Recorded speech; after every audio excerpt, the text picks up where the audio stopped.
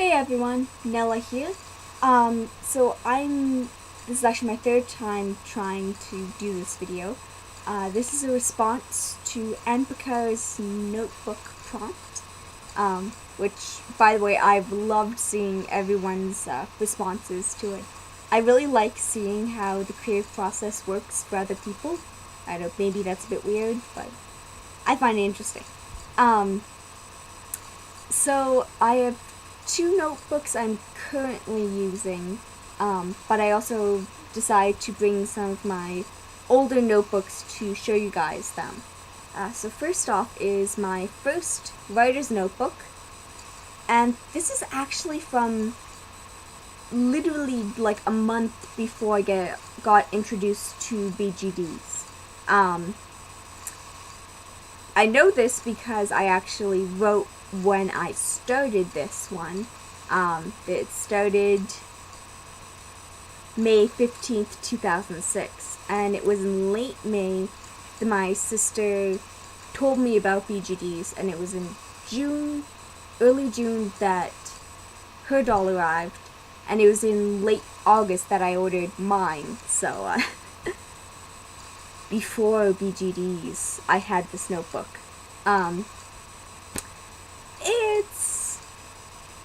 It's a mess. Let's be honest here. It's a mess. I wrote in pencil because, because that's what I always wrote. That's what I used to write in pretty much exclusively. I didn't like writing in pen because it felt too permanent. So I wrote in pencil. Unfortunately, that means that a lot of my early writing is practically illegible right now. So that was the first one. And that wasn't actually even, like, specific characters. It was names and quotes and basically anything that I thought might be useful at some future date in my writing. Secondly, I have two journals to show you guys. These two notebooks, aren't actually character notebooks. These two are journals that I tried writing, but I think it kind of illustrates why I have so many notebooks. First off, pretty covers, even simple covers like this, I find them intimidating because I want my writing to be perfect in them, and of course they aren't. It's first draft stuff, so this isn't. These are actually two that I tried to write like diaries in, but they're actually like finished. Like, they aren't my first draft of my diaries. I actually wrote, like, travel log stuff on other pieces of paper and then copied them into these. So this one, was when I went to Quebec, and this one was supposed to be my trip to Japan one. However, I got intimidated by the prettiness and having to rewrite all of this stuff, and I felt it was just looking over what I wrote, I went like, who is going to want to read this? So I just stopped. So I'm going to show you guys now one of my current journals. Okay, this is the back. I'm going to quickly show you the front. It might be a bit of a blur, and that's because this actually has the name of my school, so... However, it has a cool logo. This was the old logo for my school. It was really cool. They've since changed it, and I think it looks kind of stupid now. But this one has stuff for the Curiosity Shop in it. But it doesn't exclusively have stuff in the Curiosity Shop. Some of it is bits of the story, some of it is me writing out like pretty much random notes to myself. Like one of the things is for the doll forms of my characters, what things do they need that are character specific? Like, well, I can show you, and like how many of my dolls need face-ups, how I describe those face-ups. Then there's also character-specific things, like more writing-related things, like a relationship chart that, as I said, I need more space. So that's my current one. It's kind of a mismatch of all of my stories that I'm currently writing. However, I am sticking to keeping that just like characters that I'm shelling. So that has, the Changeling story, Lies to Children, Curiosity Shop, This City, Noah and Isaac's story. It also has Lily's story in it. So all of my characters who are connected to the Curiosity Shop, all that stuff about their doll forms and their actual characters, as well as actual bits of writing about them, are in this book. And that's one of the two that I'm currently using. I have tried in the past to keep things more separated, to keep the actual bulk of the writing, the research notes, the names, the background information, to keep that separate from the plot story, the story I'd actually share with people, the story I'd hand off and say, hey, look at what I wrote, not, hey, look at this giant briefcase of files about the world they're in, but there's nothing actually written about their story. The actual data, not the metadata. And I have tried, like I said, to keep that stuff more separate in the past, but it hasn't really worked out. This one is writing inspiration and names for characters. So it's names I found interesting, including their meanings, bits of like magazine clippings, newspaper clippings, photos of things, all of that stuff. But this book is pretty much empty. Just because, well, first off, it's really big, which works well for when you're pasting stuff in, but it's a pain to actually carry around with you because it takes up so much room, which is part of the reason why this one is one of my two that I use. It's actually the one I use most when I'm at home or if I'm going to a doll meet, just because I also use this paper for writing like contact info on. And okay, to kind of fade off topic, I know this is a bit rambly, I apologize. One of the things that I thought was really cool that a lot of people seem to be doing with their notebooks is like keeping them, like story or character specific even. I actually have two notebooks that are that, or that were supposed to be that. I'm going to say supposed to be because both of these are blank. This one has flowers and it says, love makes the world go round, no wonder I'm dizzy. And I don't know, it seems like something really character specific. Thing is, I never really had a character that fit it, but I wanted to keep it in case I came up with one. So that's what happened when I tried to do something character specific. Now, story specific. My red writing book is sort of story specific since all the characters are connected to the Curiosity Shop. But they all have their own separate stories, so I don't really count that as keeping it story specific. This one, on the other hand, is story specific. I know the writing isn't that clear, but the writing underneath Notebook says, "In every job that must be done, there is an element of fun." And this one I bought for a very specific story.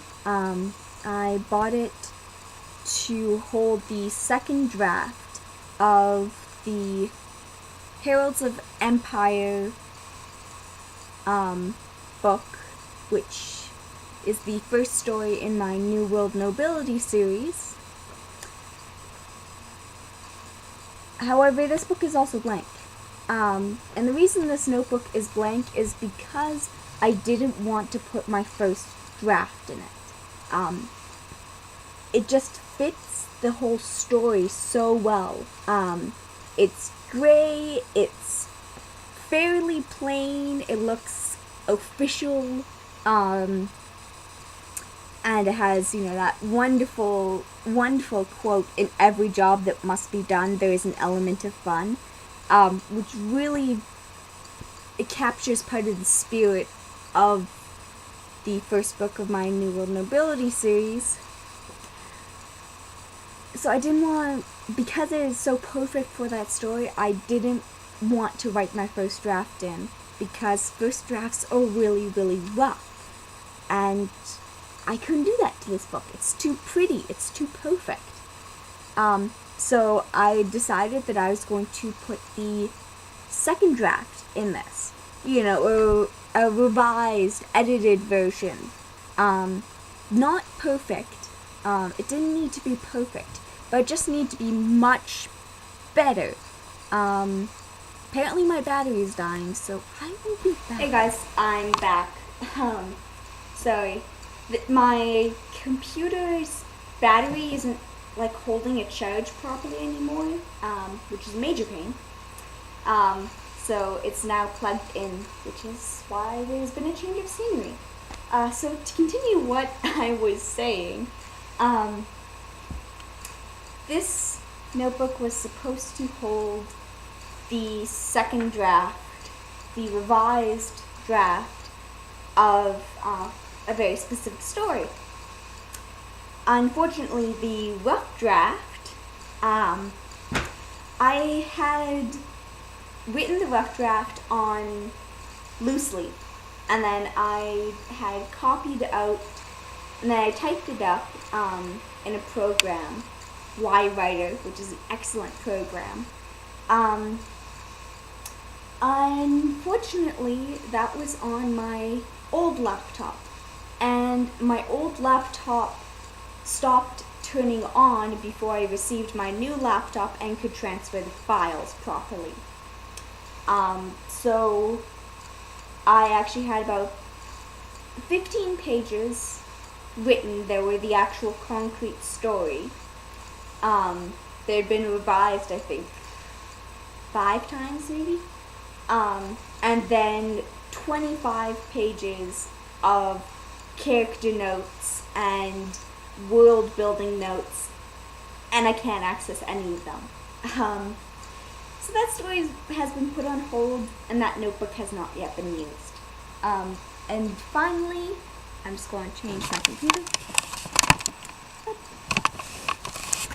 Finally is the second notebook that I'm currently using. This one I've started using again, because I had used it in the past. I started using this one again because, as you can see, it's much smaller than all of my other notebooks. And whereas I find that can be kind of hard because it's small, so I end up writing a lot of pages. Whereas in the other notebooks it wouldn't end up being so many. The size actually works out well because I can slip this into any bag and always have a notebook on me to write in whenever inspiration hits, or whenever I have a free a free couple of moments. The first couple pages of this, a real mismatch of stuff. There's character notes for the story that goes in here. There's diary entries from me personally. Other miscellaneous things. And now there is actually, I've started writing a lot of Lily's story in this one. Because this notebook actually is in Lily's story. Lily carries a notebook around with her.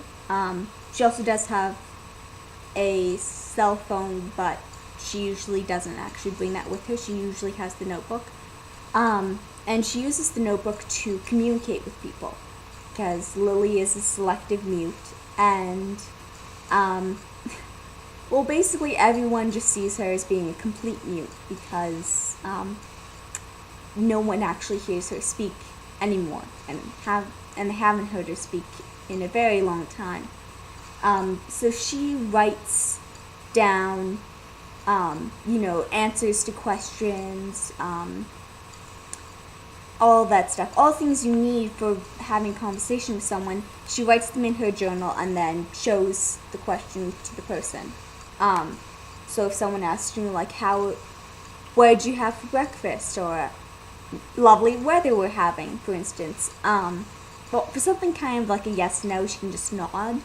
Though if it's something more in depth, like what is the answer to question 52 in the textbook, she'll write it down in her notebook and then show it to the teacher. So the notebook is very important for Lily, and this is her notebook. It has a ribbon to mark how many pages she's written in and how many pages she has left. It's hardcover, big wide lines, so her writing is very even, and very easy to read, which is actually why I also like this, because my writing is not even.